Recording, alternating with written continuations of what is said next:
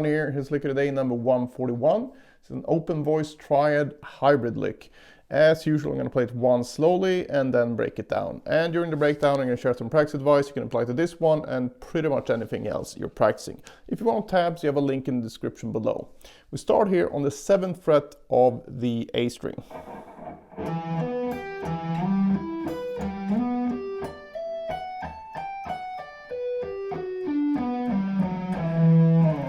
Right, so this one is a bit slower than the usual stuff we do here, but of course feel free to speed it up if you want to, if you're so inclined, but I think it sounds good here and it's more of a melodic line.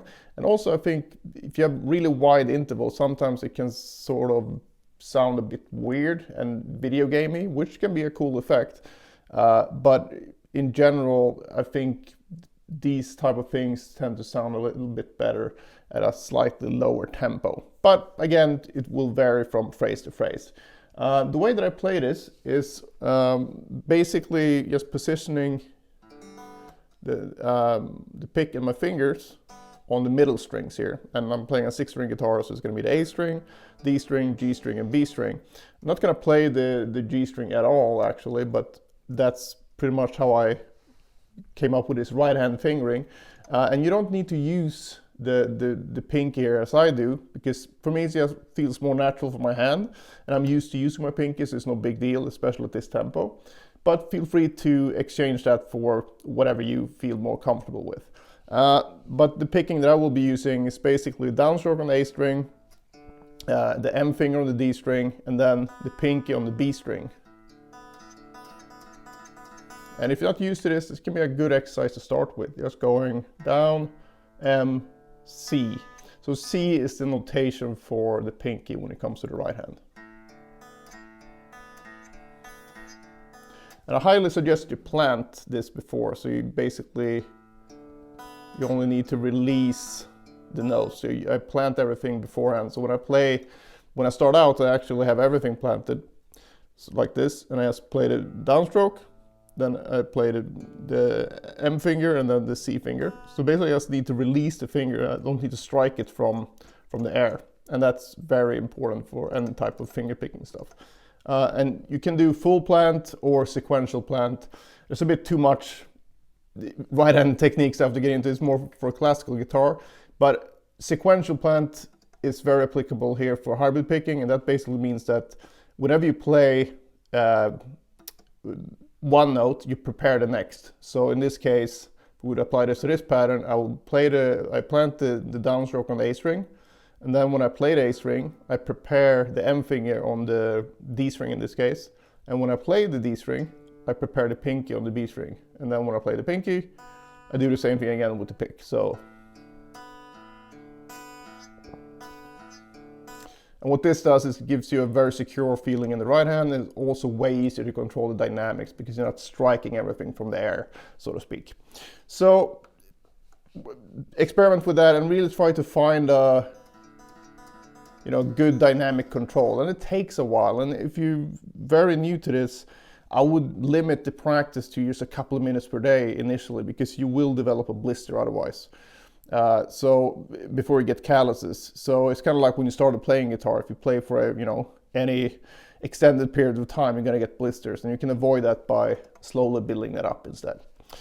Anyway, back to what we're actually playing here then. These are called open voice triads, and an open voice triad just means that it goes past an octave. So instead of going 1, 3, 5 like that, 1 flat 3, 5, we take the third and put that on the top instead, so 1 octave higher.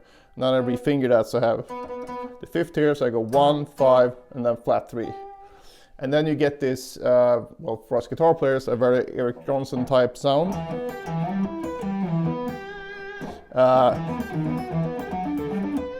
But in terms of music theory, it just means that you put one note higher. So basically the whole triad becomes over the span of an octave instead of within. A closed triad would be this, where everything is within an octave.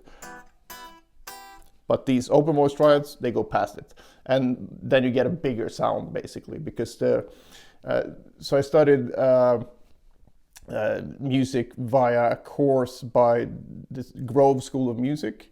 It was composing and arranging program, and Dick Grove, the teacher, amazing arranger.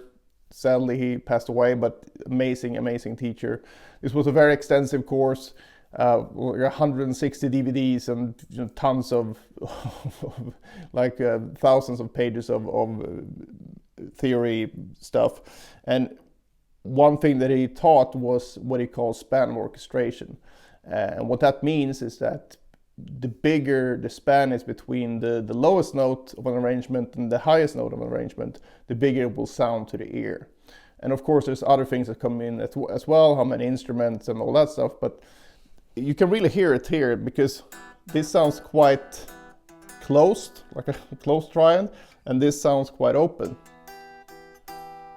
more expansive. So it's a very useful term, I think, that really paints a picture. So span of orchestration, add that to your vocabulary of stuff that won't impress anyone except maybe a musician here and there. Anyway, back to the lick. We have this E minor triad, which is open, and then I just go up to the next inversion. And inversion just means that we jumble the notes around. In this case, I just go up from E to G here, so 1 to flat 3, and then 5 goes up to 1, flat 3 goes up to 5, so we get this shape. And the actual sequence I'm playing here is down, M, C, and then down. So we play 4 notes in each position. Then I slide up to the next note. And we repeat that. So we got 10, 14, 12. Slide up to this flat 3 goes up to 5. And then we have the root goes up to the flat 3rd. And then the 5th should go up to the root, but we stick the flat 7 in here as well. So technically this becomes actually a G major triad, but in this context you hear it as a E minor 7 triad. So it's just a way to take us into this last bit of the lick. So technically, if you want the real inversion, you would have that instead. So 14, 15, 17, and 17. But again, we go like that and then hammer. So from the beginning.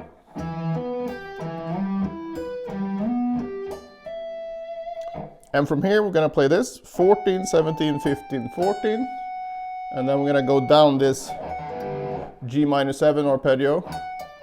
But in the context again, since we hear everything from the context of the E note, it will sound like an E minor 9th arpeggio. Actually, if you want to be technical, an E minor 11, because we have A here, the 11th. So that was just 14, 17, 15, 14. And I start out with a downstroke, so you're going to be down, up, and then I sweep this.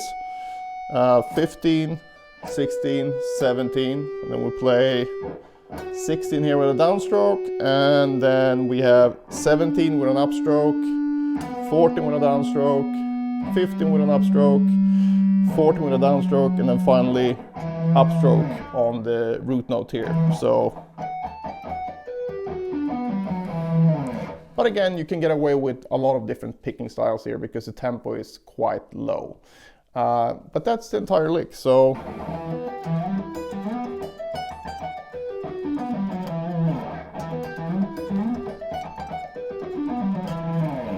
and practice-wise here, besides what I talked about in the beginning with the hybrid picking stuff, we just work on these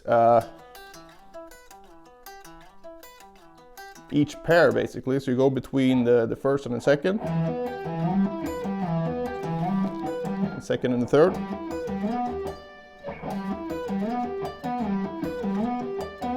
And then you keep adding on like that. So you go from here.